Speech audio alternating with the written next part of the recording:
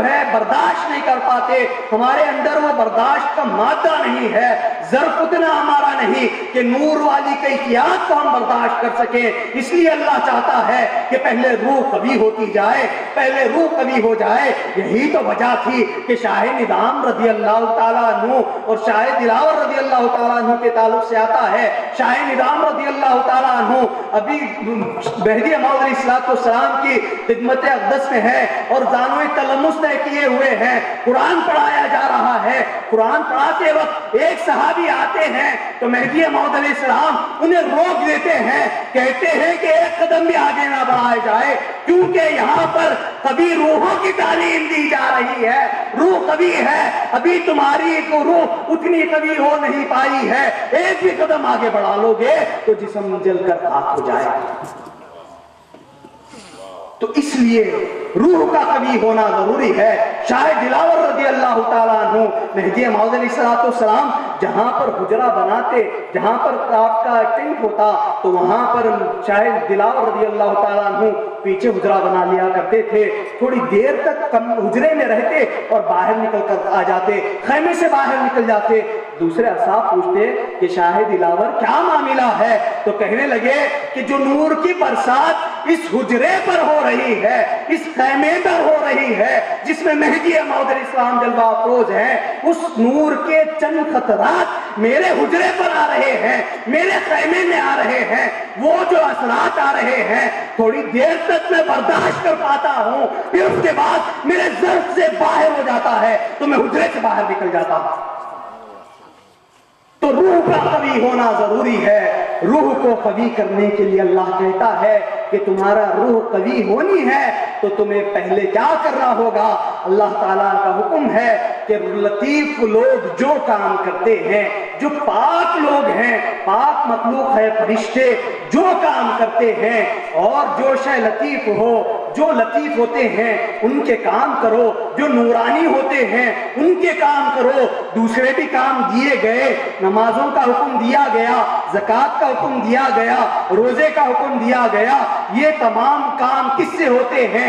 جسم سے ہوتے ہیں، مگر اس کے اثرات روح پر ہوتے ہیں۔ تو اللہ کہتا ہے کہ نماز بھی پڑھ رہے ہیں مگر ساتھ میں کیا ہے؟ نماز پڑھنے کے باوجود، جبکہ نماز پڑھنے سے فحشات سے دور ہونا چاہیے تھا، اس کے باوجود نماز پڑھ رہے ہیں مگر برائیوں سے دوری نہیں ہو رہی ہے۔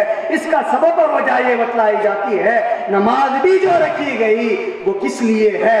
خدا کے ذکر کے لیے نماز ہے۔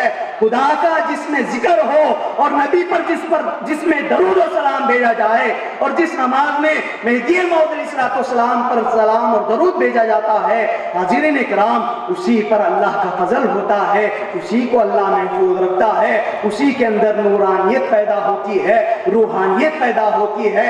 جب یہ عمل میں نہ آئے، دکھاوے کے لیے نمازیں پڑھی جائیں تو بتائیں بس نمازی کے لیے، نمازی لوگ کہیں اس لیے نماز پڑھ رہے ہیں، تو کہاں سے روحانیت پیدا ہوگی؟ کہاں سے برائیاں ہم میں دور ہوں گے؟ آج کل یہی تو حالات بنے ہوئے ہیں۔ ایک شخص سفر کر رہے تھے، ٹرین میں سفر تھا، دیکھا کہ سامنے دو مسلمان بھائی بیٹھے ہوئے ہیں۔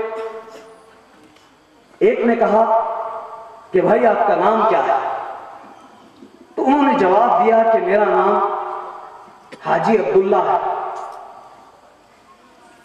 سامنے جو دوسرے بھائی بیٹھے ہوئے تھے انہوں نے سوچا کہ حج کا تو یہ لے گئے، اب میں کیا بولوں؟ تو بولے کہ رمضان کا مہینہ تو ختم ہو گیا ہے مگر اللہ نے توفیق دی ہے کہ میں ہر جمعرات کو روزہ رکھ لیتا ہوں، میرا نام سومی عبد الرحمن، یعنی میں روزے دار عبد الرحمن ہوں۔ تیسرے مسلمان بیٹھے بیٹھے پریشان ہوئے کہ یہ دونوں نے تو 2 رکن لے لیے، اب میں کیا بولوں، اب میں کیا بولوں؟ یہ سوچتے ہوئے بھائی صاحب کہنے لگے کہ آپ حاجی عبداللہ اور یہ سومی عبد الرحمن اور میں نمازی عبید ہوں، میں نمازی عبید ہوں۔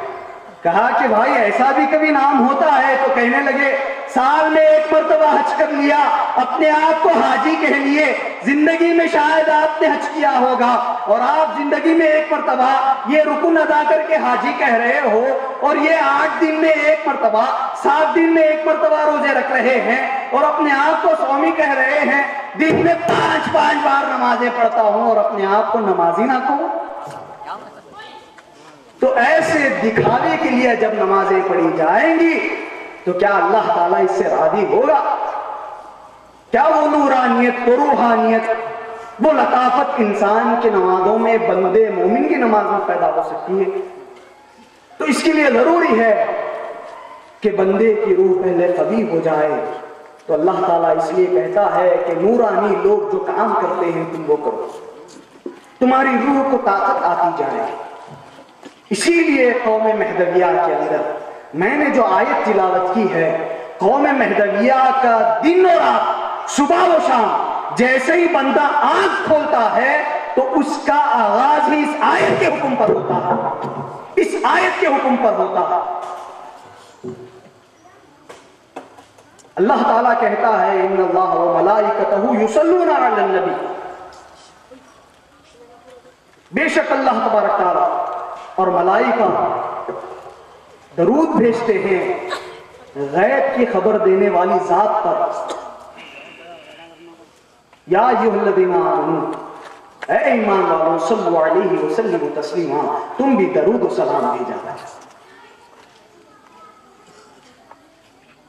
جب اللہ سے سوال کیا گیا کہ اے اللہ، فرشتے تو ان گنت ہیں، بہت زیادہ فرشتے، اور فرشتے تو دور کی بات، تیری ذات ایسی پاک کہ تو جب سے ہے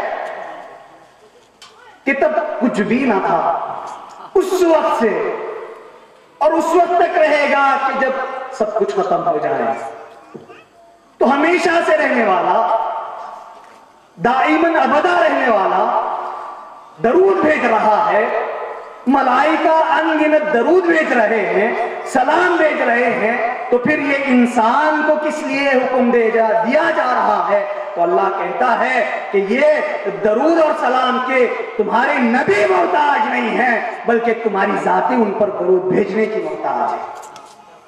تم ان پر درود بھیجو، تمہاری روحیں قوی ہوں گی، تمہاری روح قوی ہو جائے گی۔ اسی لیے مہدویوں کے اندر کیا حکم ہے؟ ہمیشہ ذکر میں رہنے کا حکم، اور ذکر کی ابتدا درود ہے۔ سیدن جی فرماتے ہیں کہ ذکر سے پہلے لازم اور ضروری ہے کہ درود شریف پڑھا جائے۔ جب درود نہیں پڑھا جائے گا تو اس کا ذکر بھی خدا قبول نہیں کرتا۔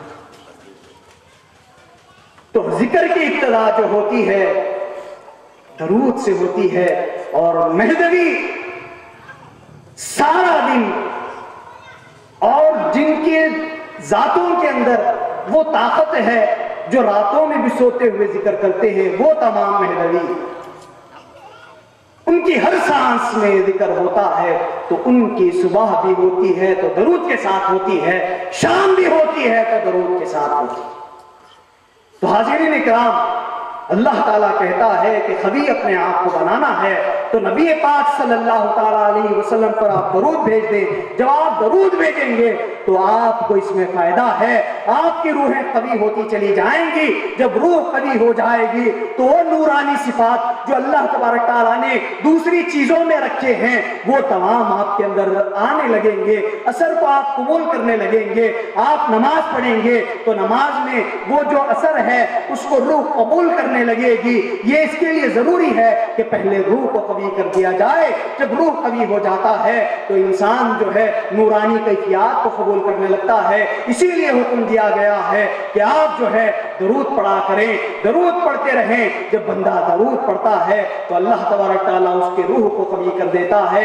हाज़िरीन किराम, अल्लाह तबारक ताला के बहुत सारे ऐसे बंदे गुजरे हैं जिन्होंने नमाज के अंदर भी दरूद पढ़ा।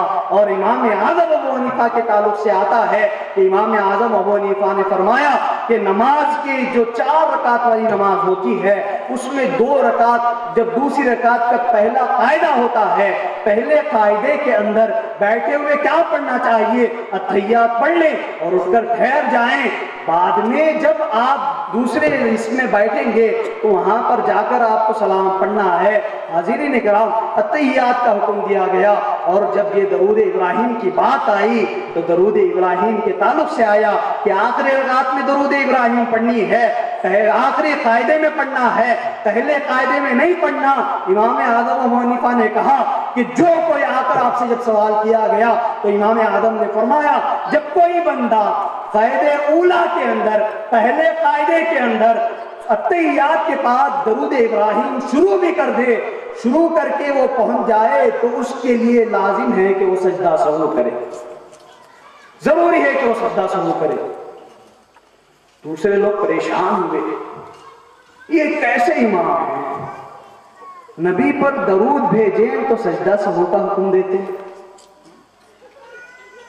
जाहिरन तो होना ये चाहिए था कि दरूद पढ़ लें तो सजदा सहू ना हो, मगर इमाम आज़म अबू हनीफा कहने लगे कि नहीं, ये हुक्म है। मसला यही है कि आप कायदे उला के अंदर दरूद शरीफ, अगर दरूद इब्राहिम अगर पढ़ देंगे तो आप पर जो है सजदा सहू लाजिम हो जाएगा। आप बिस्तर पर लेटते हैं, आंख लग जाती है, ख्वाब में हुजूर अकरम सल्लल्लाहु अलैहि वसल्लम तशरीफ लाते हैं। आका पूछते हैं कि क्या वजह है ऐ अबू हनीफा, क्या वजह है कि मेरा उम्मती मुझ पर दरूद भेज रहा है और तुम उसे सजदा सहू का हुक्म दे रहे हो। मेरा उम्मती मुझ पर दरूद भेज रहा है और तुम कहते हो कि सजदा सहू करे। तो इमाम आज़म अबू हनीफा अदब के साथ ठहर जाते हैं और जवाब देने लगते हैं, आका मामला ऐसा है कि आप पर ये जो दरूद भेज रहा है भूल कर भेज रहा है, पहले कायदे में दरूद इब्राहिम नहीं है, ये भूल कर जो उम्मती भेज रहा है उसकी सजा ये है कि वो सजदा सहू करे।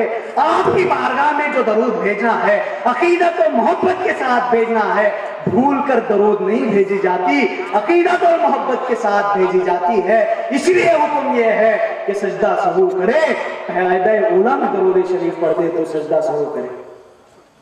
तो हाज़िरीन इकराम, दरूद शरीफ पढ़नी है मगर अदब के साथ पढ़नी है, अदब का लिहाज किया जाए।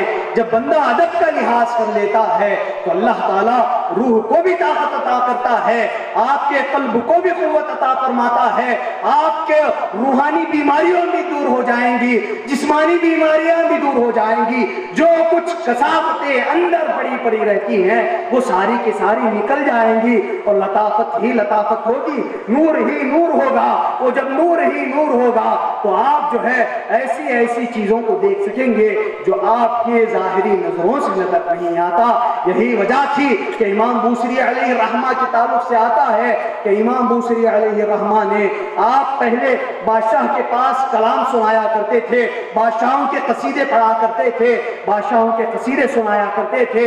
एक मर्तबा एक बुजुर्ग रास्ते से गुजर जाते हैं, अल्लाह ताला किसी को नेक राह पर लाना चाहे तो ऐसे ही लाता है, अल्लाह वालों को उनके पास भेज देता है, गुफ्तगू करना शुरू कर देते हैं, दिल नरम पड़ जाते हैं, वो खुदा की बारगाह में आ जाते हैं। इमाम बूसरी से मिलते हैं, एक बुजुर्ग कहते हैं कि आपने ख्वाब में हुजूर सल्लल्लाहु अलैहि वसल्लम को देखा? तो जैसे ही पूछा, इमाम बूसरी कहने लगे मैंने तो आका को नहीं देखा। ये कहते हुए घर के अंदर तशरीफ ले जाते हैं, वुजू करते हैं, तौबा करते हैं, बस इतना सवाल करना था कि मैंने आज तक ख्वाब में नहीं देखा है, जवाब देकर अंदर आकर सो जाते हैं, रोते हुए सो जाते हैं। ख्वाब में आका आ जाते हैं, हुजूर अकरम सल्लल्लाहु अलैहि वसल्लम का दीदार होता है, جیسے ہی آقا کو دیکھتے ہیں بیدار ہوتے ہیں، اور اس کے بعد آپ نے حضور اکرم صلی اللہ علیہ وسلم کی شان میں قصیدے لکھنا شروع کر دیا۔ آقا کی شان میں قصیدے لکھتے رہے، قصیدے لکھتے رہے۔ ہوا یہ کہا جاتا ہے کہ ایک مرتبہ آپ کے جسم میں ایسی بیماری لاحق ہوئی جس کو فالج کہا جاتا ہے، بیمار ہو جاتے ہیں، آدھا جسم حرکت ہی نہیں کر پاتا، آپ کا جسم حرکت نہیں کر رہا تھا، سوچنے لگتے ہیں کہ کچھ تو جسم حرکت نہیں کر رہا ہے، آقا کی بارگاہ میں ایک جو ہے نذران عقیدت لکھ دوں، نذران عقیدت لکھ دوں گا تو آقا آپ میں آئیں گے، وہ اگر درود کو اور میرے اس سلام کو، اس کلام کو اگر وہ قبول کر لے تو یہ روحانی بیماری بھی دور کرنے والے ہیں، جسمانی بیماری بھی دور کرنے والے ہیں۔ آپ قصیدہ لکھ دیتے ہیں، قصیدہ لکھ کر آپ اس شعر کے پاس پہنچتے ہیں، کہا جاتا ہے فَمَبْلَغُ الْعِلْمِ فِيهِ أَنَّهُ بَشَر کے پاس آ کر پہنچتے ہیں، آقا کے بارگاہ میں ٹھہر کر اشعار سناتے رہتے ہیں، اس مصرے پر آتے ہیں، کہتے ہیں فَمَبْلَغُ الْعِلْمِ فِيهِ أَنَّهُ بَشَرٌ، کہتے ہوئے رک جاتے ہیں۔ آقا پوچھتے ہیں اے بوسری کیا ہوا، کس لیے رک گئے؟ تو آپ نے کہا آقا اس مصرے تک آیا ہوں، آگے کا مصرع سمجھ میں نہیں آ رہا، کیا کہوں؟ تو حضور صلی اللہ علیہ وسلم کہنے لگتے ہیں، آپ نے امام بوسری نے کہا تھا فَمَبْلَغُ الْعِلْمِ فِيهِ أَنَّهُ بَشَرٌ، آپ نے فرمایا وَخَيْرُ خَلْقِ اللَّهِ كُلِّهِمْ، آپ نے کہا ترجمہ اس کا یہ ہے، امام بوسری کہتے ہیں ہمارے علموں کی انتہا یہ ہے، ہماری انتہا تو اتنی ہی ہے، ہمارے پاس علم نہیں کہ ہم دور کی باتوں کو سوچیں، ہماری عقل بھی کمزور ہے، علم بھی کمزور ہے، ہماری علم کی رسائی ہے کہ آپ بشر ہیں۔ تو میرے حضور صلی اللہ علیہ وسلم جواب دیتے ہیں، اس کے آگے کا مصرع کہتے ہیں، اس کے آگے کہو کہ وہ تمام مخلوق میں سب سے افضل ہے، تمام مخلوق میں سب سے افضل ہے۔ یہ اشعار سنا دینے کے بعد امام بوسری علیہ رحمہ خواب سے جب بیدار ہوتے ہیں، نیند سے بیدار ہونے کے بعد اپنے جسم مبارک کو دیکھتے ہیں تو سارا جسم چنگا ہو چکا ہے، جسم حرکت کرنے لگا۔ ہر حکیم کے پاس دوا لینی تھی، جسم حرکت کر نہیں پا رہا تھا، مگر ایک قصیدہ آقا کی شان میں لکھا۔ حضور اکرم صلی اللہ علیہ وسلم خواب میں آتے ہیں، اپنا دست مبارک ان پر پھیرتے ہیں، دست مبارک پھیرنے کے بعد آپ کے دست مبارک پھیر دینے کے بعد آپ کا جسم حرکت کرنے لگا اور اپنی چادر بھی دے دی۔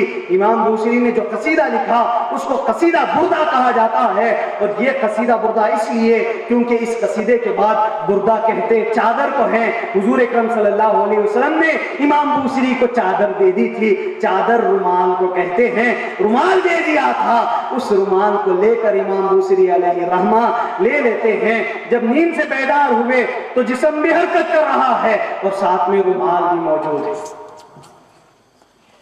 اٹھ کر اپنے حجرے سے باہر نکلتے ہیں، ابھی حجرے کے باہر ہی جاتے ہیں، وہاں پر ابو رجا رحمۃ اللہ تعالیٰ علیہ سے ملاقات ہوتی ہے۔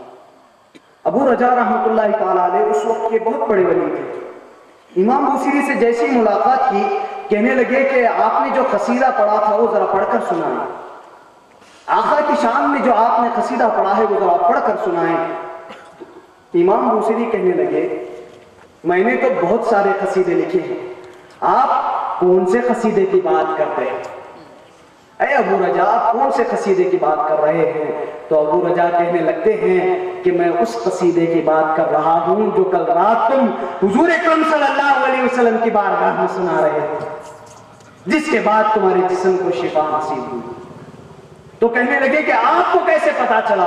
ابھی ابھی تو میں کمرے سے باہر نکلا ہوں، میں نے خواب دیکھا، اس کی اطلاع میں نے کسی کو نہیں دی، آپ کو کیسے پتا چل گیا؟ تو کہنے لگے کہ جس وقت تم محفل میں نعت سنا رہے تھے اس وقت وہاں پر میں بھی موجود تھا، میری روح بھی وہاں پر موجود تھی۔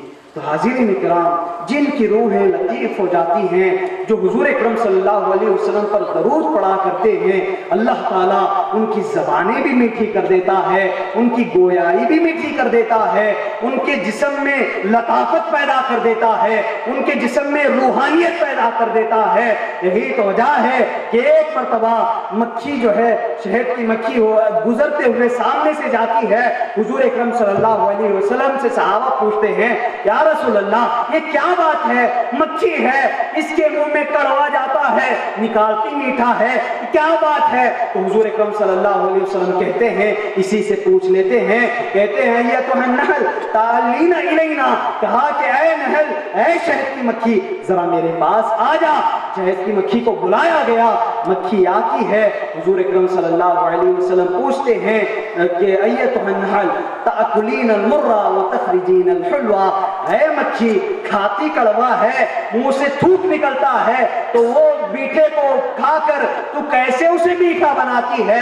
تو کہنے لگی یا رسول اللہ میں وہ شہد وہ جو پھولوں سے رس لیتی ہوں وہ کڑوا رہتا ہے، جیسے ہی منہ میں لیتی ہوں، منہ میں لے کر میں درود پڑھتی ہوں، وہ تھوک میرا درود پڑھنے کے سبب میٹھا بن جاتا ہے، نکالتی ہوں شہد بن جاتا ہے۔ اسی شہد کو یہ دنیا والے اسی شہد کو لے کر شفا بھی کہتے ہیں، ہر بیماری کا علاج بھی کہتے ہیں، کہتے ہیں غذا بھی ہے، دوا بھی ہے، شفا بھی ہے۔ ارے میرے نبی پر وہ مکھی ایک مرتبہ درود پڑتی ہے تو زہر جا کر شہد والی شفا بن جاتی ہے، غذا بن جاتی ہے۔ اگر حضور اکرم صلی اللہ علیہ وسلم کا لعاب مبارک کسی پہ لگ جائے تو اس کا عالم کیا ہوگا؟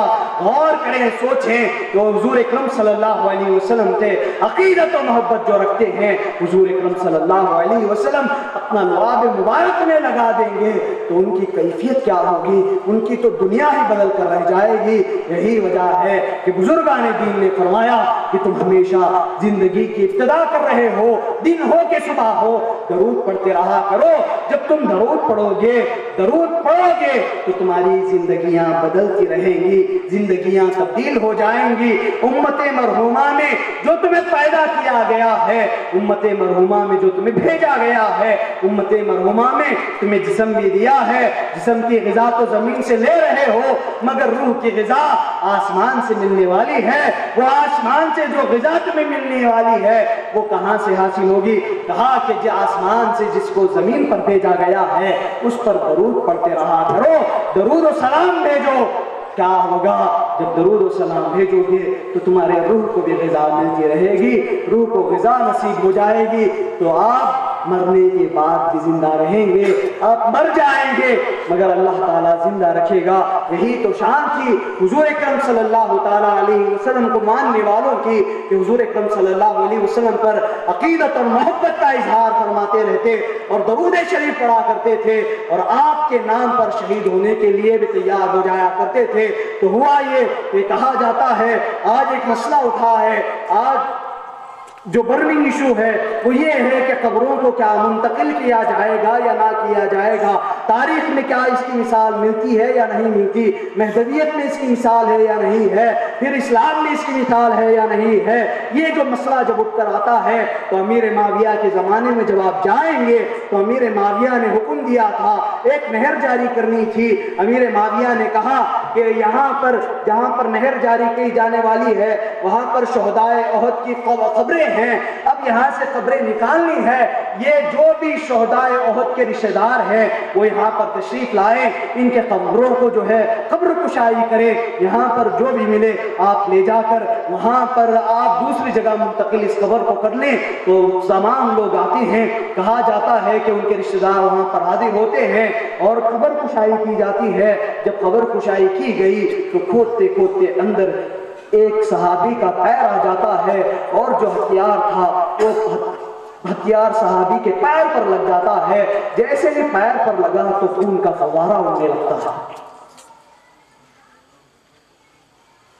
خون کا جیسے ہی فوارہ اڑا پورے جتنے بھی وہاں پر صحابہ تابعین تبع تابعین تھے پورے ڈر کے مارے پیچھے ہٹ جاتے ہیں، پورے ڈر کے مارے پیچھے ہٹ جاتے ہیں اور دیکھتے ہیں کہ کون ہے۔ تو کہا جاتا ہے کہ اصحاب نے جب دیکھا تو کہا کہ یہ جو ہیں شہداء ہیں، اللہ کے نام پر شہید ہوئے ہیں، نبی کریم صلی اللہ علیہ وسلم کی محبت میں انہوں نے اپنی گردنیں کٹائی ہیں، اپنی زندگیاں قربان کی ہیں۔ اللہ کہتا ہے لا تقولوا لمن يقتل في سبيل الله اموات، اے لوگوں لا تقولوا، تم مت کہو لمن يقتل في سبيل الله اموات، جو اللہ کے راہ میں مارے جائیں تم انہیں مردہ نہ کہو، بلکہ وہ زندہ ہیں، مگر تم اس بات کا شعور نہیں ہے۔ اللہ کہتا ہے تو جب قبر پر وار کیا گیا، ہاں جب قبر کشائی کرتے ہوئے ان کے پیر پر جیسے ہتھیار لگا تو فوارہ نکل آیا، تو کہنے لگے کہ ان کے جسم ویسے کے ویسے صحیح اور سالم ہیں جیسے پہلے جہاد سے پہلے جو دفنائے گئے تھے، دفنائے ہوئے برس گزر چکے تھے، کئی سال گزر چکے تھے۔ جب قبر کشائی کا معاملہ آیا تو دیکھا گیا کہ قبر کے اندر ویسے کا ویسا صحیح سالم جسم، تو قبر وہاں سے دوسری جگہ منتقل کی گئی۔ اور ایسے ہی دارالسلام کے پاس بتلایا جاتا ہے، باب السلام کے پاس مسجد نبوی کی جب کشائی کا معاملہ جب آیا تو حضور اکرم صلی اللہ علیہ وسلم کے فرزند عبداللہ رحمۃ اللہ تعالیٰ علیہ، عبداللہ رضی اللہ تعالیٰ عنہ کا روزہ بھی باب السلام کے پاس ہی تھا۔ بعد میں جب مسجد کی توسیع ہوئی مسجد نبوی کی، آپ کے قبر مبارک کو منتقل کیا گیا جنت البقیع میں۔ تو ایسے تاریخ کے اندر معاملات ہوئے ہیں، اور یہ تاریخ کے اندر جو معاملات ہیں یہ بتلانے کے لیے امت مرحومہ جو آپ کو کہا گیا، امت مرحومہ جو کہا جاتا ہے، آپ کے ساتھ تعظیم ہے۔ شریعت کا تو یہ حکم ہے کہ قبر کشائی نہ کی جائے، قبر ایک بار دفنا دینے کے بعد پھر نہ نکالی جائے۔ کس لیے نہ نکالی جانے کا حکم دیا گیا؟ حضور صلی اللہ علیہ وسلم نے فرمایا کہ قبر کشائی نہ کرو، اگر تم کرو گے تو عالم برزخ کے جو معاملات ہیں تمہارے سامنے واضح ہونے لگے گی، اور جب تم دفنا کر پھر قبر کھودو گے تو وہ میت کے ساتھ بے حرمتی ہوگی۔ اس لیے اسلام کے اندر یہ بتلایا جاتا ہے کہ مرنے کے بعد جب دفنا دیا جائے تو پھر نہ نکالا جائے۔ ہاں اگر کسی چیز کی کبھی ضرورت پیش آ جائے، حکومت کی جانب سے کوئی معاملہ آ جائے، اب اس کے علاوہ کوئی حل ہی نہیں ہے، تو ایسے وقت میں قبروں کو منتقل کیا جا سکتا ہے، قبر منتقل کیے جا سکتے ہیں۔ امت مرحومہ ہے، زندوں کے ساتھ جس طریقے سے برتاؤ کیا جاتا ہے ایسے ہی مرنے کے بعد بھی اس امت میں برتاؤ ہوتا ہے۔ اسی لیے تو اس کے اندر جان نہیں ہے مگر روح وہاں پر ٹھہری ہوئی ہوتی ہے، روح وہاں پر موجود ہوتی ہے۔ جس کی روح قوی ہوتی ہے وہ ایسے اثرات کو محسوس کرتی ہے اور دوسروں کو بھی محسوس کرواتی ہے۔ جن کی روحیں قوی ہوتی ہیں وہ دوسری روحوں کو بھی دیکھتے ہیں، ان سے گفتگو کرتے ہیں۔ یہی تو ہمارے بزرگان دین کے معاملات تھے کہ ان کی روحیں قوی ہوا کرتی تھیں، اور جب یہ قبر میں آپ مشتخات دینے کے لیے بزرگان دین جاتے تو آپ دیتے وقت محسوس کرتے تھے، کر سکتے تھے اور کرتے تھے کہ ان کی مغفرت ہو رہی ہے یا نہیں ہو رہی۔ اور جب نماز جنازہ پڑھاتے تھے تو سوائے قوم مہدویہ کے اندر کسی کے پاس یہ عمل نہیں ہے کہ نماز جنازہ کے اندر اپنے سروں کو اللہ اکبر کہتے ہوئے آسمان کی طرف اٹھائیں۔ کسی کے بھی پاس نہیں ہے سوائے قوم مہدویہ کے پاس، سوائے قوم مہدویہ کے کوئی بھی نماز جنازہ کے اندر اپنے سروں کو آسمان کی طرف نہیں اٹھاتا۔ مگر امام احمد بن حنبل فرماتے ہیں اگر کوئی رحم کی امید سے، رحم اور مغفرت کی امید سے اپنے سروں کو آسمانوں کی طرف اٹھا دے، کتاب الفقہ المذاہب الاربعہ میں ہے کہ امام احمد بن حنبل نے فرمایا کہ اپنے نگاہوں کو اگر کوئی آسمان کی طرف اٹھاتا ہے نماز کے اندر تو جائز ہے۔ ہمارے بزرگان دین جب اللہ اکبر کہتے ہوئے نماز جنازہ میں اپنے سروں کو آسمان کی طرف اٹھاتے تو خدا کی طرف دیکھتے اور کہتے کہ اے اللہ تو سب سے بڑا ہے، تو سب پر رحم کرنے والا ہے، یہ جو تیرے پاس بندہ آ رہا ہے یہ امت مرحومہ میں سے ہے، تو اس پر رحم فرما، کرم فرما۔ اللہ اکبر کہتے ہوئے نگاہوں کو اٹھاتے اور نگاہوں کو اٹھا کر پھر نگاہیں نیچے کر لیا کرتے۔ حضور اکرم صلی اللہ علیہ وسلم نے بھی جب خواہش کی تھی کہ قبلتین، جب خواہش کی کہ قبلہ بدل جائے، آپ ہجرت فرمانے کے بعد مکے میں جب تک رہے تو کعبۃ اللہ قبلہ رہتا، بیت المقدس قبلہ رہتا، سامنے کعبۃ اللہ بھی رہتا، تو دونوں ایک ساتھ آ جایا کرتے تھے۔ مگر جب آپ مسجد نبوی میں آئے، آپ مدینہ منورہ میں آئے، تو ایک طرف بیت المقدس ہو گیا اور ایک طرف کعبہ ہو گیا۔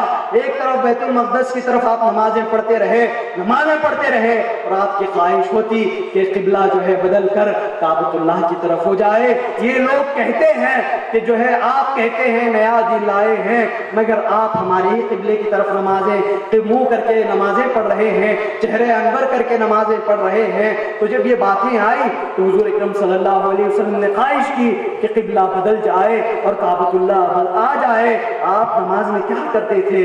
قد نرى تقلب وجهك في السماء، اللہ تعالیٰ کہتا ہے ہم آپ کے چہرے کو بار بار دیکھ رہے ہیں، آسمانوں کی طرف اٹھتا ہوا، آسمان کی طرف چہرہ جو اٹھنا ہے یہ امید کے لیے ہوتا ہے۔ حضور اکرم صلی اللہ علیہ وسلم جب امید کرتے اور اللہ تعالیٰ سے خواہش کا اظہار فرماتے تو اپنے چہرے کو آسمان کی طرف کر لیا کرتے تھے۔ یہی ہمارے بزرگان دین کا عمل ہے کہ جب اللہ تعالیٰ سے امید کرتے ہوئے خواہش کرتے ہیں کہ اے اللہ یہ جو میرا مرید آ رہا ہے یہ امت مرحومہ میں سے ہے، تجھ سے امید ہے اور تجھ سے یہ خواہش کی جاتی ہے کہ اس پر رحم ہو، مغفرت ہو، کرم ہو اور تیرے دیدار سے اس کو نواز دے، اس لیے اپنے چہروں کو آسمانوں کی طرف اٹھاتے ہیں۔ حاضرین کرام، اب روحانی جن کی قوت ہوتی ہے، روحانی قوت سے وہ کیا کرتے ہیں؟ وہ تمام معاملات کو دیکھتے ہیں۔ تو یہ روحانی قوت کے لیے روح کو قوی کرنا ضروری ہے، روح کو قوی کرنا ضروری ہے۔ جب انسان کی روح قوی ہو جاتی ہے تو جسم پر وہ روح غالب آنے لگتی ہے، جسم لطیف ہوتا چلا جاتا ہے، جسم میں بھی لطافت آ جاتی ہے، روحانیت آ جاتی ہے۔ اور اس کے بعد آپ جس کو کرامت کہتے ہیں وہ تو معمولی سی بات ہے، جن کے اندر روحانیت ہوتی ہے وہ کرامت کے بھی درجوں کو پار کرتے ہوئے خدا کے دیدار تک پہنچ جاتے ہیں، خدا کے دیدار تک پہنچ جاتے ہیں۔ حاضرین کرام، اسی لیے کہا جاتا ہے کہ آپ جسم کا تو خیال کر رہے ہیں، بدن کا تو خیال کر رہے ہیں، ساتھ ہی ساتھ اپنے روح کا بھی خیال کر لیں۔ روح کا خیال کر کے آپ درود پڑھا کریں، ذکر کرتے رہیں تو روح آپ کی کیا ہوگی؟ قوی ہو جائے گی۔ بعد میں روحی کا اثر جسم پر ہونے والا ہے عالم برزخ کے اندر، تو اس لیے آپ جو ہے روح کو قوی کریں، روحانیت کے اثرات کو جذب کرنے والا آپ اپنے جسم کو بنائیں۔ جب ایسا ہوگا تو حقیقی طور پر آپ مہدوی کہلائیں گے۔ اسی وقت حقیقی مہدوی کہلائیں گے جب آپ کے بدنوں کے اندر روح کو برداشت کرنے کا مادہ پیدا ہو جائے، ظرف آ جائے، اس وقت آپ جو ہے مہدوی کہلانے کے حقدار بنیں گے۔ اسی لیے ضروری ہے کہ روحوں کا خیال کیا جائے اور میتوں کا بھی خیال کیا جائے۔ اب وہ جو قبر منتقل کیے جانے والے ہیں، اس وقت آپ جب قبر کشائی کریں تو ضروری ہے کہ ان کے جو ولی ہیں وہی وہاں پر ٹھہرے، اور قبر کشائی کرنے کے بعد جو بھی اندر ملے کسی آلے سے نہیں بلکہ اپنے ہاتھوں سے ایک کفن والے کپڑے میں وہ تمام چیزوں کو رکھیں، کفن کو لے جائیں، دوسری جو قبر وہاں پر بنائی جا رہی ہے وہاں پر وہ جو بھی آپ کو ملا ہے اس کا جو بھی اندر آپ کو ملا، ہڈیاں ہو یا جو بھی چیزیں ہو، مٹی کو لا کر آپ دوسری جگہ منتقل کریں۔ آپ دوسری جگہ منتقل کرتے وقت مرد کا معاملہ ایسا ہوگا۔ اب جب عورتوں کی قبریں ہیں تو اس کے لیے ضروری ہے کہ وہ محروم رشتہ دار ہی، آپ یہ نہ سوچیں کہ یہ جو ہے قبر دفنا کر بہت سال گزر گئے ہیں اب یہاں پر ہڈیاں ہوں گی، یہ سوچ کر کوئی غیر محروم بھی جا کر قبروں کو اٹھانے کی کوشش نہ کرے، بلکہ محروم جو رشتہ دار ہو، وہی پوترا ہو یا پھر نواسا ہو، وہ جا کر قبر میں سے جو بھی ملے عورتوں کے ساتھ آپ جس طریقے سے زندوں کے ساتھ برتاؤ کرتے ہیں، اسلام میں حکم ہے کہ آپ مردوں کے ساتھ بھی زندوں کی طرح برتاؤ کریں۔ جس طریقے سے جسم کو تکلیف ہوتی ہے مرنے کے بعد ویسے ہی روح کو تکلیف ہوتی ہے۔ جس طریقے سے زندہ رہتے ہوئے جسموں کو تحفہ دینے کے بعد خوشی ہوتی ہے، ایسے ہی مرنے کے بعد ایصال ثواب کرنے سے روحوں کو خوشی ہوتی ہے۔ ایسے ہی قوم مہدویہ، اسی لیے قوم مہدویہ میں ایصال ثواب کا بھی معاملہ ہے۔ تو حاضرین کرام، آپ جب قبر منتقل کرنے والے ہوں تو آپ ان تمام چیزوں کا خیال رکھیں، اور جب آپ وہاں پر مٹی ڈالیں تو منہا خلقناکم وفیہا نعیدکم ومنہا نخرجکم تارۃ اخری کہتے ہوئے مٹی ڈالیں اور تمام قبر کو پر کریں، غلاف دیں۔ تو حاضرین کرام، اللہ تعالیٰ نے اس جسم بھی دیا ہے، روح بھی دیا ہے، تو جسم اور روح سے مل کر بندہ مومن بنتا ہے۔ ہم جسم کا تو خیال کر رہے ہیں، مگر ہمارے لیے ضروری ہے کہ ہم روح کو بھی غذا پہنچائیں، اور روح کی غذا کیا ہے؟ اللہ تعالیٰ کا ذکر ہے۔ نبی پاک صلی اللہ علیہ وسلم اور مہدی موعود الاسلام کی بارگاہ میں درود و سلام کا پہنچانا ہے۔ حضور اکرم صلی اللہ علیہ وسلم فرماتے ہیں کہ ان اولن الناس بی یوم القیامہ، قیامت کے دن میرے سب سے قریب جو ذات ہوگی، فرمایا کہ اکثرہم علی صلاۃ، سب سے زیادہ جو مجھ پر درود شریف بھیجنے والے ہوں گے وہی قیامت کے دن مجھ سے قریب ہوں گے۔ جو نبی سے قریب ہوتے ہیں وہ یقیناً اللہ تبارک تعالیٰ کے قریب ہوتے ہیں، جو نبی سے قریب ہوتے ہیں وہ مہدی کے قریب ہوتے ہیں، اور جو رسول و مہدی کے قریب ہو جائے اللہ تعالیٰ کو انہیں دیدار نصیب ہو جاتا ہے۔ اللہ تعالیٰ سے دعا ہے کہ اللہ تبارک تعالیٰ ہم تمام کو اللہ تعالیٰ کے احکام پر عمل کرنے کی توفیق عطا فرمائے۔ ہم سے جو بھی گناہ ہوئے ہیں وہ اللہ تعالیٰ معاف فرمائے، ہمارے گناہوں کو معاف کرتے ہوئے جس طریقے سے ہمارے جسم قوی ہو رہے ہیں ایسے ہی اللہ تو ہمارے روحوں کو بھی قوی کر دے، اور ہمارے پریشانیوں کو دور کر حشر ہمارا رسول و مہدی کے زیر سایہ فرما۔ آمین بجاہ سیدنا المرسلین وما علینا الا البلاغ المبین والحمد للہ رب العالمین۔ اللہ کسی کو نیک راہ پر لانا چاہے تو ایسے ہی لاتا ہے، اللہ والوں کو ان کے پاس بھیج دیتا ہے، گفتگو کرنا شروع کر دیتے ہیں، دل نرم پڑ جاتے ہیں، وہ خدا کی بارگاہ میں آ جاتے ہیں۔ امام بوصیری سے ملتے ہیں، ایک بزرگ کہتے ہیں کہ آپ نے خواب میں حضور صلی اللہ علیہ وسلم کو دیکھا؟ تو جیسے ہی پوچھا، امام بوصیری کہنے لگے میں نے تو آقا کو نہیں دیکھا۔ یہ کہتے ہوئے گھر کے اندر تشریف لے جاتے ہیں، وضو کرتے ہیں، توبہ کرتے ہیں، بس اتنا سوال کرنا تھا کہ میں نے آج تک خواب میں نہیں دیکھا ہے، جواب دے کر اندر آ کر سو جاتے ہیں، روتے ہوئے سو جاتے ہیں۔ خواب میں آقا آ جاتے ہیں، حضور اکرم صلی اللہ علیہ وسلم کا دیدار ہوتا ہے، جیسے ہی آقا کو دیکھتے ہیں بیدار ہوتے ہیں، اور اس کے بعد آپ نے حضور اکرم صلی اللہ علیہ وسلم کی شان میں قصیدے لکھنا شروع کر دیا۔ آقا کی شان میں قصیدے لکھتے رہے، قصیدے لکھتے رہے۔ ہوا یہ کہا جاتا ہے کہ ایک مرتبہ آپ کے جسم میں ایسی بیماری لاحق ہوئی جس کو فالج کہا جاتا ہے، بیمار ہو جاتے ہیں، آدھا جسم حرکت ہی نہیں کر پاتا، آپ کا جسم حرکت نہیں کر رہا تھا، سوچنے لگتے ہیں کہ کچھ تو جسم حرکت نہیں کر رہا ہے، آقا کی بارگاہ میں ایک جو ہے نذران عقیدت لکھ دوں، نذران عقیدت لکھ دوں گا تو آقا آپ میں آئیں گے، وہ اگر درود کو اور میرے اس سلام کو، اس کلام کو اگر وہ قبول کر لے تو یہ روحانی بیماری بھی دور کرنے والے ہیں، جسمانی بیماری بھی دور کرنے والے ہیں۔ آپ قصیدہ لکھ دیتے ہیں، قصیدہ لکھ کر آپ اس شعر کے پاس پہنچتے ہیں، کہا جاتا ہے فَمَبْلَغُ الْعِلْمِ فِيهِ أَنَّهُ بشر کے پاس آ کر پہنچتے ہیں، آقا کی بارگاہ میں ٹھہر کر اشعار سناتے رہتے ہیں، اس مصرے پر آتے ہیں، کہتے ہیں فَمَبْلَغُ الْعِلْمِ فِيهِ أَنَّهُ بشر، کہتے ہوئے رک جاتے ہیں۔ آقا پوچھتے ہیں اے بوصیری کیا ہوا، کس لیے رک گئے؟ تو آپ نے کہا آقا اس مصرے تک آیا ہوں، آگے کا مصرع سمجھ میں نہیں آ رہا، کیا کہوں؟ تو حضور صلی اللہ علیہ وسلم کہنے لگتے ہیں، آپ نے امام بوصیری نے کہا تھا فَمَبْلَغُ الْعِلْمِ فِيهِ أَنَّهُ بَشَرٌ، آپ نے فرمایا وَخَيْرُ خَلْقِ اللَّهِ كُلِّهِمْ، آپ نے کہا ترجمہ اس کا یہ ہے، امام بوصیری کہتے ہیں ہمارے علموں کی انتہا یہ ہے، ہماری انتہا تو اتنی ہی ہے، ہمارے پاس علم نہیں کہ ہم دور کی باتوں کو سوچیں، ہماری عقل بھی کمزور ہے، علم بھی کمزور ہے، ہماری علم کی رسائی ہے کہ آپ بشر ہیں۔ تو میں حضور صلی اللہ علیہ وسلم جواب دیتے ہیں، اس کے آگے کا مصرع کہتے ہیں، اس کے آگے کہو کہ وہ تمام مخلوق میں سب سے افضل ہے، تمام مخلوق میں سب سے افضل ہے۔ یہ اشعار سنا دینے کے بعد امام بوصیری علیہ رحمہ خواب سے جب بیدار ہوتے ہیں، نیند سے بیدار ہونے کے بعد اپنے جسم مبارک کو دیکھتے ہیں تو سارا جسم چنگا ہو چکا ہے، جسم حرکت کرنے لگا۔ ہر حکیم کے پاس دوا لینی تھی، جسم حرکت کر نہیں پا رہا تھا، مگر ایک قصیدہ آقا کی شان میں لکھا۔ حضور اکرم صلی اللہ علیہ وسلم خواب میں آتے ہیں، اپنا دست مبارک ان پر پھیرتے ہیں، دست مبارک پھیرنے کے بعد، آپ کے دست مبارک پھیر دینے کے بعد آپ کا جسم حرکت کرنے لگا اور اپنی چادر بھی دے دی۔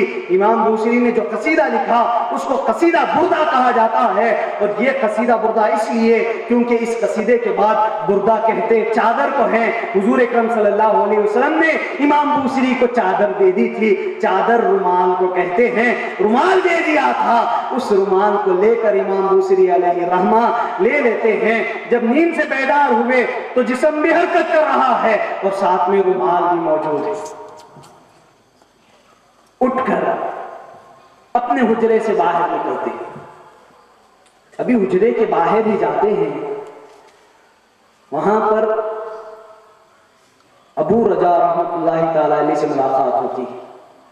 ابو رجا رحمۃ اللہ تعالی علیہ اس وقت کے بہت بڑے ولی تھے۔ امام بوصیری سے جیسی ملاقات کی، کہنے لگے کہ آپ نے جو قصیدہ پڑھا تھا وہ ذرا پڑھ کر سنائیں، آقا کی شان میں جو آپ نے قصیدہ پڑھا ہے وہ ذرا پڑھ کر سنائیں۔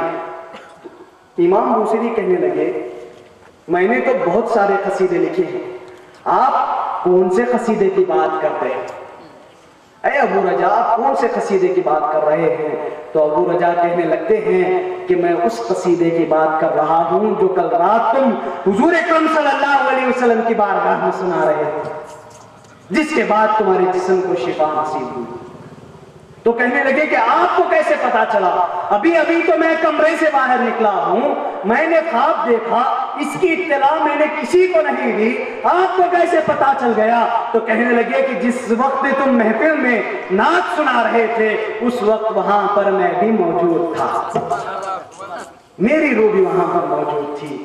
تو حاضرین کرام، جن کی روحیں لطیف ہو جاتی ہیں، جو حضور اکرم صلی اللہ علیہ وسلم پر درود پڑھا کرتے ہیں، اللہ تعالیٰ ان کی زبانیں بھی میٹھی کر دیتا ہے، ان کی گویائی بھی میٹھی کر دیتا ہے، ان کے جسم میں لطافت پیدا کر دیتا ہے، ان کے جسم میں روحانیت پیدا کر دیتا ہے۔ یہی تو وجہ ہے کہ ایک مرتبہ مکھی جو ہے، شہد کی مکھی گزرتے ہوئے سامنے سے جاتی ہے، حضور اکرم صلی اللہ علیہ وسلم سے صحابہ پوچھتے ہیں یا رسول اللہ یہ کیا بات ہے؟ مکھی ہے، اس کے منہ میں کڑوا جاتا ہے، نکالتی میٹھا ہے، کیا بات ہے؟ تو حضور اکرم صلی اللہ علیہ وسلم کہتے ہیں، اسی سے پوچھ لیتے ہیں، کہتے ہیں یا تو نحل تعلین الینا، کہا کہ اے نحل، اے شہد کی مکھی ذرا میرے پاس آ جا۔ شہد کی مکھی کو بلایا گیا، مکھی آتی ہے، حضور اکرم صلی اللہ علیہ وسلم پوچھتے ہیں کہ ایتھا النحل تأکلین المر وتخرجین الحلوہ، اے مکھی کھاتی کڑوا ہے، منہ سے تھوک نکلتا ہے، تو وہ میٹھے کو کھا کر تو کیسے اسے میٹھا بناتی ہے؟ تو کہنے لگی یا رسول اللہ میں وہ شہد وہ جو پھولوں سے رس لیتی ہوں وہ کڑوا رہتا ہے، جیسے ہی منہ میں لیتی ہوں، منہ میں لے کر میں درود پڑھتی ہوں، وہ تھوک میرا درود پڑھنے کے سبب میٹھا بن جاتا ہے، نکالتی ہوں شہد بن جاتا ہے۔ اسی شہد کو یہ دنیا والے اسی شہد کو لے کر شفا بھی کہتے ہیں، ہر بیماری کا علاج بھی کہتے ہیں، کہتے ہیں غذا بھی ہے، دوا بھی ہے، شفا بھی ہے۔ ارے میرے نبی پر وہ مکھی ایک مرتبہ درود پڑتی ہے تو زہر جا کر شہد والی شفا بن جاتی ہے، غذا بن جاتی ہے۔ اگر حضور اکرم صلی اللہ علیہ وسلم کا لعاب مبارک کسی پہ لگ جائے تو اس کا عالم کیا ہوگا؟ غور کریں، سوچیں کہ حضور اکرم صلی اللہ علیہ وسلم تھے، عقیدت و محبت جو رکھتے ہیں، حضور اکرم صلی اللہ علیہ وسلم اپنا لعاب مبارک میں لگا دیں گے تو ان کی کیفیت کیا ہوگی؟ ان کی تو دنیا ہی بدل کر رہ جائے گی۔ یہی وجہ ہے کہ بزرگان دین نے فرمایا کہ تم ہمیشہ زندگی کی ابتدا کر رہے ہو، دن ہو کہ صبح ہو، درود پڑھتے رہا کرو۔ جب تم درود پڑھو گے تو تمہاری زندگیاں بدلتی رہیں گی، जिंदगियां तब्दील हो जाएंगी। उम्मत मरहूमा में जो तुम्हें पैदा किया गया है, उम्मत मरहूमा में जो तुम्हें भेजा गया है, उम्मत मरहूमा में तुम्हें जिस्म भी दिया है। जिस्म की ग़िज़ा तो ज़मीन से ले रहे हो, मगर रूह की ग़िज़ा आसमान से मिलने वाली है। वो आसमान से जो ग़िज़ा तुम्हें मिलने वाली है वो कहाँ से हासिल होगी? कहा कि जो आसमान से जिसको ज़मीन पर भेजा गया है उस पर दरूद पढ़ते रहा करो, दरूद और सलाम भेजो। क्या होगा जब दरूद और सलाम भेजोगे तो तुम्हारे रूह को भी ग़िज़ा मिलती रहेगी, रूह को ग़िज़ा नसीब हो जाएगी, तो आप मरने के बाद भी जिंदा रहेंगे। आप मर जाएंगे मगर अल्लाह ताला जिंदा रखेगा। यही तो शान थी हुजूर अकरम सल्लल्लाहु ताला अलैहि वसल्लम को मानने वालों की कि हुजूर अकरम सल्लल्लाहु अलैहि वसल्लम पर अकीदत और मोहब्बत का इजहार फरमाते रहते और दरूद शरीफ पढ़ा करते थे और आपके नाम पर शहीद होने के लिए भी तैयार हो जाया करते थे। तो हुआ ये कहा जाता है, आज एक मसला उठा है, आज जो बर्निंग इशू है वो ये है कि कब्रों को क्या मुंतकिल किया जाएगा या ना किया जाएगा, तारीख में क्या इसकी मिसाल मिलती है या नहीं मिलती, महदवियत में इसकी मिसाल है या नहीं है, फिर इस्लाम में इसकी मिसाल है या नहीं है। ये जो मसला जब उठकर आता है तो अमीर माविया के ज़माने में जब आप जाएंगे तो अमीर माविया ने हुक्म दिया था, एक नहर जारी करनी थी। अमीर माविया ने कहा कि यहाँ पर जहाँ पर नहर जारी की जाने वाली है वहाँ पर शहदाए ओहद की कब्रें हैं, अब यहाँ से कब्रें निकालनी है। ये जो भी शहदाए ओहद के रिश्तेदार हैं वो यहाँ पर तशरीफ लाए, इनके कब्रों को जो है कब्र कुशाई करे, यहाँ पर जो भी मिले आप ले जाकर वहाँ पर आप दूसरी जगह मुंतकिल इस कब्र को कर लें। तो तमाम लोग आते हैं, कहा जाता है कि उनके रिश्तेदार वहाँ पर हाजिर होते हैं और कब्र कुशाई की जाती है। जब कब्र कुशाई की गई तो खोदते खोदते अंदर एक सहाबी का पैर आ जाता है और जो हथियार था वो हथियार सहाबी के पैर पर लग जाता है। जैसे ही पैर पर लगा तो खून का फव्वारा उड़ने लगता है। खून का जैसे ही फव्वारा उड़ा, पूरे जितने भी वहां पर सहाबा ताबाइन तबे ताबाइन थे पूरे डर के मारे पीछे हट जाते हैं, पूरे डर के मारे पीछे हट जाते हैं और देखते हैं कि कौन है। तो कहा जाता है कि असहाब ने जब देखा तो कहा कि ये जो हैं शुहदा हैं, अल्लाह के नाम पर शहीद हुए हैं, नबी करीम सल्लल्लाहु अलैहि वसल्लम की मोहब्बत में इन्होंने अपनी गर्दनें कटाई हैं, अपनी जिंदगियां कुर्बान की हैं। अल्लाह कहता है ला तक़ुलू लिमन यक़्तुलु फी सबीलिल्लाहि अमवात, ऐ लोगों ला तक़ुलू, तुम मत कहो लिमन यक़्तुलु फी सबीलिल्लाहि अमवात, जो अल्लाह के राह में मारे जाएं तुम उन्हें मुर्दा ना कहो बल्कि वो जिंदा हैं, मगर तुम्हें इस बात का शऊर नहीं है।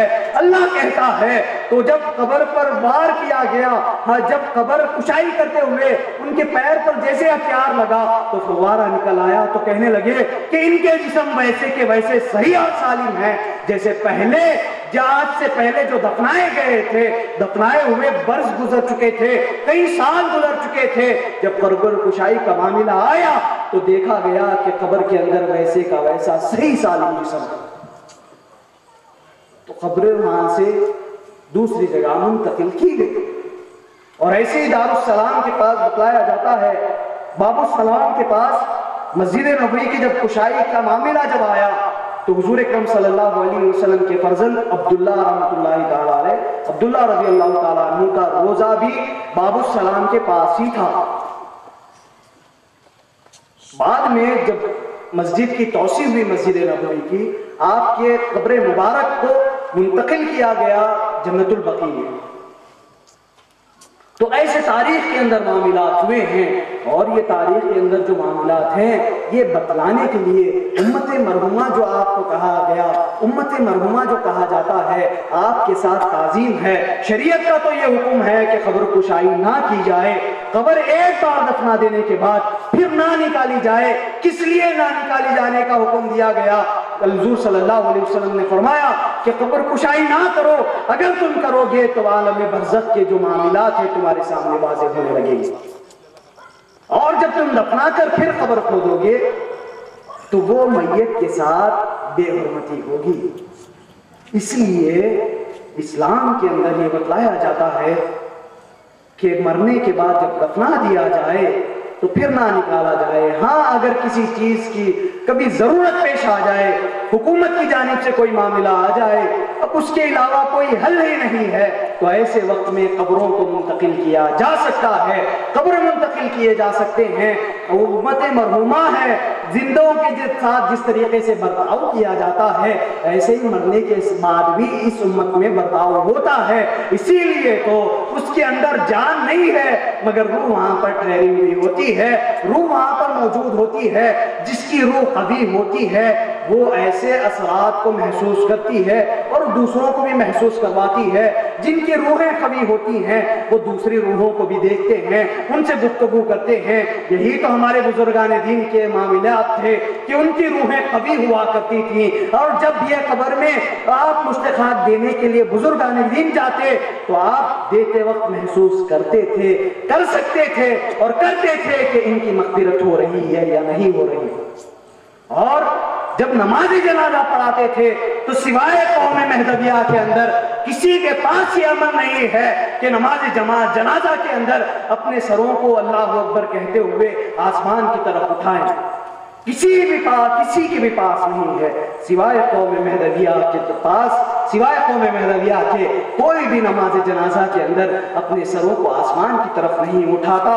مگر امام احمد بن حنبل فرماتے ہیں اگر کوئی رحم کی امید سے، رحم اور مغفرت کی امید سے اپنے سروں کو آسمانوں کی طرف اٹھا دے، کتاب الفقہ علی المذاہب الاربعہ میں ہے کہ امام احمد بن حنبل نے فرمایا کہ اپنے نگاہوں کو اگر کوئی آسمان کی طرف اٹھاتا ہے نماز کے اندر تو جائز ہے۔ ہمارے بزرگان دین جب اللہ اکبر کہتے ہوئے نماز جنازہ میں اپنے سروں کو آسمان کی طرف اٹھاتے تو خدا کی طرف دیکھتے اور کہتے کہ اے اللہ تو سب سے بڑا ہے، تو سب پر رحم کرنے والا ہے، یہ جو تیرے پاس بندہ آ رہا ہے یہ امت مرحومہ میں سے ہے، تو اس پر رحم فرما، کرم فرما۔ اللہ اکبر کہتے ہوئے نگاہوں کو اٹھاتے اور نگاہوں کو اٹھا کر پھر نگاہیں نیچے کر لیا کرتے۔ حضور اکرم صلی اللہ علیہ وسلم نے بھی جب خواہش کی تھی کہ قبلتین، جب خواہش کی کہ قبلہ بدل جائے، آپ ہجرت فرمانے کے بعد مکے میں جب تک رہے تو کعبۃ اللہ قبلہ رہتا، بیت المقدس قبلہ رہتا، سامنے کعبۃ اللہ بھی رہتا، تو دونوں ایک ساتھ آ جایا کرتے تھے۔ مگر جب آپ مسجد نبوی میں آئے، آپ مدینہ منورہ میں آئے تو ایک طرف بیت المقدس ہو گیا اور ایک طرف کعبہ ہو گیا۔ ایک طرف بیت المقدس کی طرف آپ نمازیں پڑھتے رہے اور آپ کی خواہش ہوتی کہ قبلہ جو ہے بدل کر کعبۃ اللہ کی طرف ہو جائے۔ یہ لوگ کہتے ہیں کہ جو ہے آپ کہتے ہیں نیا دین لائے ہیں مگر آپ ہماری ہی قبلے کی طرف نمازیں منہ کر کے نمازیں پڑھ رہے ہیں، چہرے انور کر کے نمازیں پڑھ رہے ہیں۔ تو جب یہ باتیں آئی تو حضور اکرم صلی اللہ علیہ وسلم نے خواہش کی کہ قبلہ بدل جائے اور کعبۃ اللہ آ جائے۔ آپ نماز میں کیا کرتے تھے؟ قد نرى تقلب وجهك في السماء، اللہ تعالیٰ کہتا ہے ہم آپ کے چہرے کو بار بار دیکھ رہے ہیں آسمانوں کی طرف اٹھتا ہوا۔ آسمان کی طرف چہرہ جو اٹھنا ہے یہ امید کے لیے ہوتا ہے۔ حضور اکرم صلی اللہ علیہ وسلم جب امید کرتے اور اللہ تعالیٰ سے خواہش کا اظہار فرماتے تو اپنے چہرے کو آسمان کی طرف کر لیا کرتے تھے۔ یہی ہمارے بزرگان دین کا عمل ہے کہ جب اللہ تعالیٰ سے امید کرتے ہوئے خواہش کرتے ہیں کہ اے اللہ یہ جو میرا مرید آ رہا ہے یہ امت مرحومہ میں سے ہے، تجھ سے امید ہے اور تجھ سے یہ خواہش کی جاتی ہے کہ اس پر رحم ہو، مغفرت ہو، کرم ہو اور تیرے دیدار سے اس کو نواز دے، اس لیے اپنے چہروں کو آسمانوں کی طرف اٹھاتے ہیں۔ حاضرین کرام، اب روحانی جن کی قوت ہوتی ہے، روحانی قوت سے وہ کیا کرتے ہیں؟ وہ تمام معاملات کو دیکھتے ہیں۔ تو یہ روحانی قوت کے لیے روح کو قوی کرنا ضروری ہے، روح کو قوی کرنا ضروری ہے۔ جب انسان کی روح قوی ہو جاتی ہے تو جسم پر وہ روح غالب آنے لگتی ہے، جسم لطیف ہوتا چلا جاتا ہے، جسم میں بھی لطافت آ جاتی ہے، روحانیت آ جاتی ہے۔ اور اس کے بعد آپ جس کو کرامت کہتے ہیں وہ تو معمولی سی بات ہے، جن کے اندر روحانیت ہوتی ہے وہ کرامت کے بھی درجوں کو پار کرتے ہوئے خدا کے دیدار تک پہنچ جاتے ہیں، خدا کے دیدار تک پہنچ جاتے ہیں۔ حاضرین کرام، اسی لیے کہا جاتا ہے کہ آپ जिस्म का तो ख्याल कर रहे हैं, बदन का तो ख्याल कर रहे हैं, साथ ही साथ अपने रूह का भी ख्याल कर ले। रूह का ख्याल करके आप दरूद पढ़ा करें, जिक्र करते रहें, तो रूह आपकी क्या होगी, कवी हो जाएगी। बाद में रूही का असर जिस्म पर होने वाला है आराम बरज़ख के अंदर। तो इसलिए आप जो है रूह को कवी करें, रूहानियत के असरात को जज़ब करने वाला आप अपने जिस्म को बनाएं। जब ऐसा होगा तो हकीकी तौर पर आप महदवी कहलाएंगे। उसी वक्त हकीकी महदवी कहलाएंगे जब आपके बदनों के अंदर रूह को बर्दाश्त करने का मादा पैदा हो जाए, ज़र्फ़ आ जाए, उस वक्त आप जो है महदवी कहलाने के हकदार बनेंगे। इसीलिए ज़रूरी है कि रूहों का ख्याल किया जाए और मैयतों का भी ख्याल किया जाए। अब वो जो कब्र मुंतकिल किए जाने वाले हैं, उस वक्त आप जब कब्र कुशाई करें तो ज़रूरी है कि उनके जो वली हैं वही वहाँ पर ठहरे और कब्र कुशाई करने के बाद जो भी अंदर मिले, किसी आले से नहीं बल्कि अपने हाथों से एक कफन वाले कपड़े में वो तमाम चीज़ों को रखिए, कफन को ले जाएं। दूसरी जो कब्र वहाँ पर बनाई जा रही है, वहाँ पर वो जो भी आपको मिला है उसका जो भी अंदर आपको मिला, हड्डियाँ हो या जो भी चीज़ें हो, मिट्टी को लाकर आप दूसरी जगह मुंतकिल करें। आप दूसरी जगह मुंतकिल करते वक्त मर्द का मामला ऐसा होगा। अब जब औरतों की खबरें हैं तो उसके लिए ज़रूरी है कि वो महरूम रिश्तेदार ही, आप ये ना सोचें कि ये जो है खबर दफना कर बहुत साल गुजर गए हैं, अब यहाँ पर हड्डियाँ होंगी, ये सोचकर कोई गैर महरूम भी जाकर खबरों को उठाने की कोशिश ना करे, बल्कि महरूम जो रिश्तेदार हो, वही पोतरा हो या फिर नवासा हो, वो जाकर कब्र में से जो भी मिले औरतों के साथ आप जिस तरीके से जिंदों के साथ बर्ताव करते हैं, इस्लाम में हुक्म है कि आप मुर्दों के साथ भी जिंदों की तरह बर्ताव करें। जिस तरीके से जिस्म को तकलीफ होती है मरने के बाद, वैसे ही रूह को तकलीफ होती है। जिस तरीके से जिंदा रहते हुए जिस्मों को तोहफा देने के बाद खुशी होती है, ऐसे ही मरने के बाद ईसाले सवाब करने से रूहों को खुशी होती है। ऐसे ही कौम महदविया, इसीलिए कौम महदविया में ईसाले सवाब का भी मामला है। तो हाज़िरीन किराम, आप जब कब्र मुंतकिल करने वाले हों तो आप इन तमाम चीज़ों का ख्याल रखें। और जब आप वहाँ पर मिट्टी डालें तो मिन्हा खलक़नाकुम व फ़ीहा नुईदुकुम व मिन्हा नुख़रिजुकुम तारतन उख़रा कहते हुए मिट्टी डालें और तमाम कब्र को पुर करें, मिला दें। तो हाज़िरीन किराम, अल्लाह ताला ने इस जिस्म भी दिया है, रूह भी दिया है, तो जिस्म और रूह से मिलकर बंदा मोमिन बनता है। हम जिस्म का तो ख्याल कर रहे हैं, मगर हमारे लिए ज़रूरी है कि हम रूह को भी ग़िज़ा पहुँचाएँ। और रूह की ग़िज़ा क्या है? अल्लाह ताला का जिक्र है। नबी पाक सल्लल्लाहु अलैहि वसल्लम और मेहदी मौऊद इस्लाम की बारगाह में दरूद व सलाम का पहुँचाना है। हुज़ूर अकरम सल्लल्लाहु अलैहि वसल्लम फरमाते हैं कि इन्ना औलन नासी बी यौमुल क़ियामा, क़ियामत के दिन मेरे सबसे करीब जो ज़ात होगी, फरमाया कि अक्सरुहुम अलैया सलातन, सबसे ज़्यादा जो मुझ पर दरूद शरीफ भेजने वाले होंगे वही क़ियामत के दिन मुझसे करीब होंगे। जो नबी से करीब होते हैं वो यकीनन अल्लाह तबारक तआला के करीब होते हैं। जो नबी से करीब होते हैं वो मेहदी के करीब होते हैं। और जो रसूल और मेहदी के करीब हो जाए, अल्लाह ताला को उन्हें दीदार नसीब हो जाता है। अल्लाह ताला से दुआ है कि अल्लाह तबारक तआला हम तमाम को अल्लाह ताला के अहकाम पर अमल करने की तौफीक अता फरमाए। हमसे जो भी गुनाह हुए हैं वो अल्लाह ताला माफ़ फरमाए।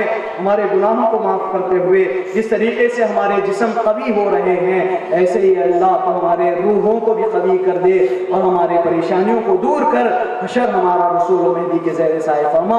आमीन बिजा सय्यिदिल मुरसलीन व मा अलैना इल्लल बलागुल मुबीन वल्हम्दुलिल्लाहि रब्बिल आलमीन। हाज़िरीन, अभी आप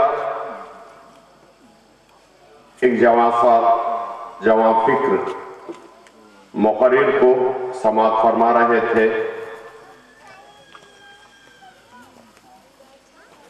आप एक मक्खी का, शहद की मक्खी का वाक़या बताते हुए हमारे दिलो दिमाग को, हमारी रूह को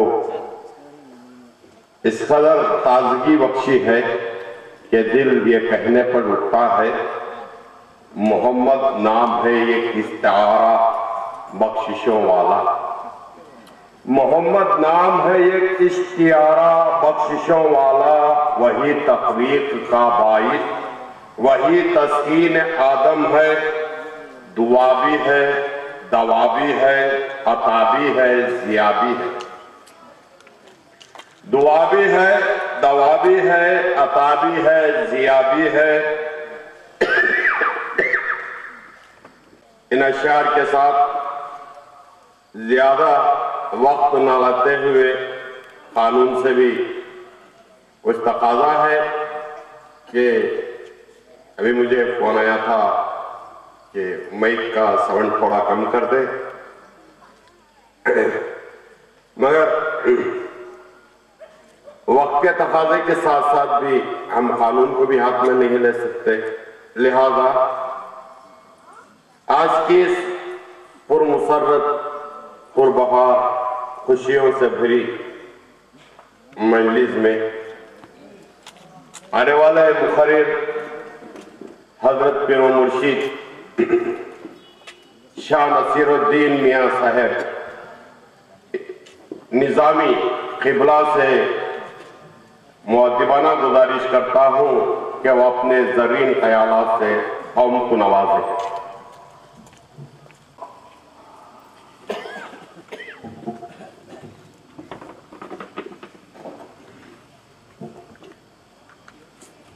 नहमदुहु व नसल्ली अला रसूलिहिल करीम वल महदियल मऊद अलैहिस्सलातु वत्तस्लीम। अम्मा बाद, क़ाल अल्लाहु तबारक व तआला फ़िल क़ुरानिल मजीद वल फ़ुरक़ानिल हमीद। औज़ु बिल्लाहि मिनश शैतानिर रजीम। बिस्मिल्लाहिर रहमानिर रहीम। मुहम्मदुर रसूलुल्लाह वल्लज़ीना मअहु अशिद्दाउ अलल कुफ़्फ़ार रुहमाउ बैनहुम। सदक़ल्लाहुल अज़ीम। व क़ाल फ़ी मक़ामिन आख़र वल्लज़ीना जाहदू फ़ीना लनहदियन्नहुम सुबुलना। सदक़ल्लाहुल अज़ीम व सदक़ रसूलुहुन नबियुल करीम व सदक़ महदियल मऊद अलैहिस्सलातु वत्तस्लीम। मोहतरम सामाईन, सबसे पहले मैं आप तमाम की खिदमत में ईद मिलादुन नबी सल्लल्लाहु अलैहि वसल्लम की मुबारकबाद पेश करता हूँ। हजरत पीर व मुर्शिद सैयद शाह शाहिद मियां साहब निज़ाम क़िबला दामत फ़यूज़ुहुम, मुर्शिदीन किराम, फ़ुक़राए इज़ाम, मोहतरम सामाईन, पर्दानशीं ख़वातीन, आज की मुक़द्दस मजलिस रसूल खुदा सल्लल्लाहु अलैहि वसल्लम की मिलाद की खुशी में, विलादत बासआदत की खुशी में मनाई जा रही है। वो ऐसी हस्ती जिस हस्ती ने इस तारीख दुनिया को, देखो मोहतरम हाजिरीन, एक बड़ा बंगला होगा, इंसान अंदर बसते होंगे, जीना रसूलुल्लाह ने सिखाया। बाप ने बच्चे को पैदा किया होगा, मां ने किया होगा, मगर तरबियत का रास्ता रसूलुल्लाह ने बताया। मैं और आप क्या शान बयान करेंगे, हमें उनसे मोहब्बत भी करना नहीं आता तो मोहतरम हाजिरीन तबीयत अलग होती। वो जो रूहानियत की आप बात समात फरमा रहे थे, वो रूहानियत अलग होती। क्यों? वो रसूल जिनके ताल्लुक से अल्लाह तबारक व तआला ने खुद इरशाद फरमाया, तो रसूलुल्लाह सल्लल्लाहु अलैहि वसल्लम इरशाद फरमाते हैं तुम्हारा ईमान भी मुकम्मल नहीं होगा। अब यहां मुकम्मल नहीं हुआ तो आगे बढ़ते हुए आपने इरशाद फरमाया मोहब्बत जरूरी है। तो मोहतरम हाजिरीन, एक इंसान को मोहब्बत रसूलुल्लाह सल्लल्लाहु अलैहि वसल्लम की एक तरफ है, एक तरफ बाप की है, तो बाप से बढ़कर मोहब्बत रसूलुल्लाह की होनी चाहिए। औलाद जिसे हम जनते हैं, जिसे हम पैदा करते हैं, मोहतरम हाजिरीन ऐसी मोहब्बत उससे करते हैं कि यहाँ रसूलुल्लाह ने कहा ईमान नहीं मुकम्मल होगा। तो मोहतरम हाजिरीन आखिर बाप क्या है कि अल्लाह तबारक व तआला इंसान से तकाजा कर रहा है, रसूल के उम्मती से तकाजा कर रहा है कि तुम्हारी मोहब्बत जब तक अल्लाह के रसूल से पूरी कायनात में सबसे बढ़कर नहीं होगी, तुम्हारा ईमान मुकम्मल भी नहीं होगा और उसे कबूल भी नहीं किया जाएगा। तो मोहतरम हाजिरीन, ये तो एक बहाना होता है लोगों को इकट्ठा करने का, रसूल की मोहब्बत बताने का, रसूल की सीरत बताने का, ताकि इंसान अपने आप को उस लायक बनाए ताकि वो रसूलुल्लाह सल्लल्लाहु अलैहि वसल्लम के रास्ते पर चलकर रसूल को भी राजी कर सके और खुदा को भी राजी कर सके। तो मोहतरम हाजिरीन, آپ رسولullah सल्लल्लाहु अलैहि वसल्लम की सीरत मुताहरा को देखना चाहते हैं तो तमाम पैगंबर हैं, आदम से लेकर ईसा तक 1,24,000 पैगंबर हैं। ऐसी तकलीफें उठाई, ऐसी परेशानियां उठाई, दुनिया के सामने इस्तिकामत के साथ खड़े रहे। किसी डराने वाले के आगे खड़े हुए हैं तो कभी डर कर उससे भागे नहीं। मोहतरम हाज़रीन, किसी सताने वाले के सामने खड़े हुए हैं तो बराबर सामने खड़े हुए हैं। काम क्या दिया है खुदा ताला ने? बस ये कहा है कि इनके दरमियान जाओ और कहो कि तुम्हारा खुदा एक है। तो ये तमाम पैगंबर, इन तमाम पैगंबरों में सीरत रसूलुल्लाह की है, उनके सहाबा उनमें सीरत रसूलुल्लाह की है, उनके बाद के औलिया उनकी सीरत जो है रसूलुल्लाह की सीरत है। किसी आपने वली को सुना होगा कि रात भर नमाज में खड़े हुए हैं, किसकी सीरत है? ये वली की सीरत है? नहीं, वली ने अपने आप को रसूलुल्लाह सल्लल्लाहु अलैहि वसल्लम के हवाले कर दिया, अपनी जान को उनके नाम पर कुर्बान कर दिया। तो मोहतरम हाज़रीन, अल्लाह तबारक व तआला ने वो फजल अता किया कि रात भर एक वली इबादत में खड़ा हुआ है। एक वली ऐसे है 30 साल तक अल्लाह ताला से कहते हैं कि मैं गोश्त नहीं खाऊंगा।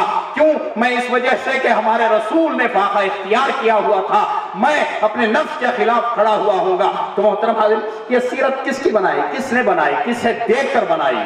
उन्होंने अल्लाह के रसूल सल्लल्लाहु अलैहि वसल्लम को देखा, अपनी सीरत बनाई। आगे बढ़ते हुए इमाम पैदा हुए। इमामों की जो जिंदगी है, इमामों की जो जिंदगी है, अबू हनीफा बैठे हुए वजू कर रहे हैं, सामने एक लड़का आया, बैठा वजू करने लगा। तो मोहतरम हाज़रीन, अबू हनीफा ने वो बहते हुए उस वजू के पानी को देखा। देखने के बाद आपने इरशाद फरमाया, बच्चे ऐसे काम क्यों करता है? तो बच्चा वजू जो कर रहा था, उसका पानी जो बह रहा था, उस पानी की कैफियत को आपने देखा। जिन गुनाहों को अल्लाह ताला उस वजू के पानी के जरिए से धुल कर भेज रहा है, वो गुनाह जाहिर हो गए हैं। तो मोहतरम हाज़रीन, यहाँ अल्लाह के रसूल इरशाद फरमाते हैं, हर पीर और जुमेरात के दिन मेरे उम्मतियों के अमाल को मुझ पर पेश किया जाता है। चाहे वो औरत हो, उसके अब्बा का नाम लिया जाएगा, रसूल खुदा के सामने पेश किया जाएगा कि यह आपकी उम्मत है, या आपकी उम्मतियों में से एक औरत है जो पूरे का पूरा हफ्ता ये काम अंजाम देती रही। हम घर में बैठकर क्या कर रहे हैं, घर के बाहर क्या कर रहे हैं, यहां से बस पकड़कर बेंगलुरु जाने के बाद क्या कर रहे हैं, या हम दुबई गए हुए हैं, वहां क्या कर रहे हैं। तो मोहतरम हाज़रीन, रसूलुल्लाह इरशाद फरमाते हैं, मेरे उम्मती मर्द का आमाल नामा मेरे सामने पेश किया जाएगा। कौन इरशाद फरमा रहे हैं? अल्लाह के रसूल। यहाँ अबू हनीफा कह रहे हैं कि सामने वजू करने वाले के वजू के पानी की कैफियत को देखकर मैं उसके गुनाह को बता रहा हूँ और उसे तंबीह कर रहा हूँ कि आगे से मत करना। मगर वहां रसूलुल्लाह सल्लल्लाहु अलैहि वसल्लम, जो आखिरी वक्त है दुनिया से आप जाने वाले हैं, बीबी आयशा अपना कान आपके होंठों के करीब लेकर जाती हैं, तो आप वहां पर उम्मत के लिए रहम की दुआएं कर रहे हैं कि अल्लाह पूरी उम्मत की तकलीफ मुझ में डाल दे। मरने की तकलीफ मरने वाले को मालूम है। यहाँ रसूल खुदा है। तो मोहतरम हाज़रीन, हजरत जिब्राइल अलैहिस्सलातु वस्सलाम के साथ वो इज़राइल आए हुए हैं। वो तन्हा वो वक्त है जब इज़राइल साथ में किसके आया हुआ है? जिब्राइल के आया हुआ है। तो मोहतरम हाज़रीन, उस इज़राइल को अंदर आने की इजाजत इस वजह से नहीं है क्योंकि जिब्राइल का मकाम बड़ा है। अब यहाँ रसूल है तो पूरी कायनात के रसूल है।